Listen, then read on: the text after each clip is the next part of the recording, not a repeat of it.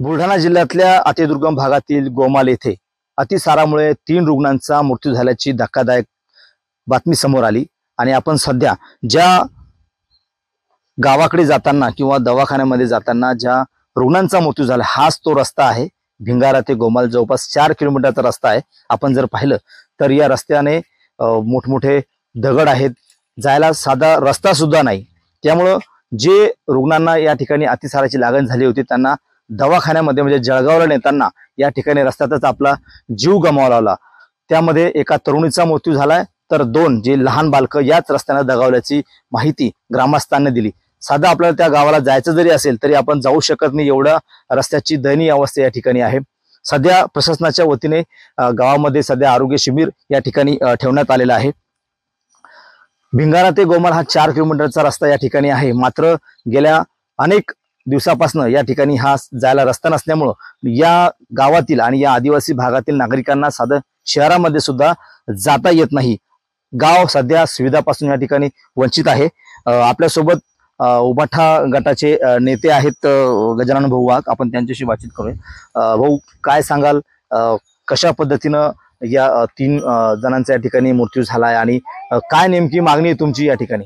आज भाजपचे आमदार डॉक्टर संजय कुटे हे 20 वर्षापासून या जळगाव जामोद मतदारसंघाचे आमदार आहेत आणि सत्ताधारी पक्षाचे आमदार आहेत आणि त्यांनी 20 वर्षामध्ये साधा या ठिकाणी रस्ता सुद्धा केला नाही। आज भारताला स्वातंत्र्य मिळून 75 वर्ष झालेले आहे तरी सुद्धा त्या गावामध्ये रस्ता नाही। या 8 दिवसामुळे 2 बालक आणि 1 तरुण 3 लोकांचा मृत्यू झालेला आहे।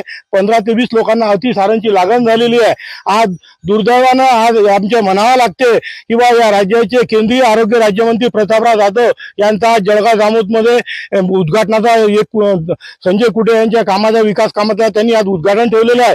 त्यांना या गौमालला साधी येण्याची सुद्धा वेळ नाही। फक्त आदिवासीचे मतं घेऊन या भागामध्ये प्रचंड प्रमाणात आदिवासीचे मतं घेऊन प्रतापराव निवडून आले, परंतु आज त्यांचे 3 मुलं दगावली। आज या ठिकाणी रस्ता नाही, कुठल्या आरोग्याची दळणवळण सुविधा नाही, परंतु त्यांना या ठिकाणी येण्याकरता वेळ नाही। आज ते या ठिकाणी जळगाव जामोदहून आले असता त्यांनी बरं झालं असतं, परंतु त्यांना वेळ नाही। तरी या ठिकाणी आपण पाहिलेल्या रस्त्याची अतिशय दुर्दैवी रस्ता झालेली आहे। जळगाव जामोदचे आमदार 20 वर्षापासून जळगावचा त्यांनी खूप मोठा विकास केल्याची ते गाव हे करतात, परंतु या ठिकाणी जळगाव जामोदचा कुठलाही विकास झालेला नाही। आज 3 लोकांच्या मृत्यूला कारणीभूत महाराष्ट्र शासनाची आरोग्य योजना असून तेच जबाबदार आहेत। नक्कीच।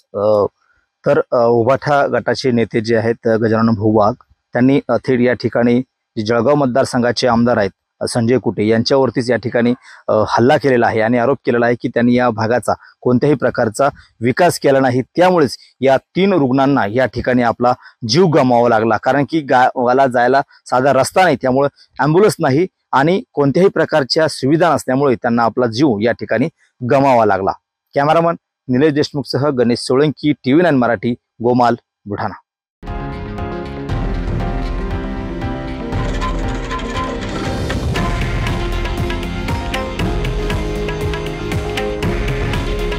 हे आहे देशातील नंबर 1 न्यूज नेटवर्क आणि आपण पाहत आहात TV9 मराठी। काळजी तुमची, हित महाराष्ट्राचं।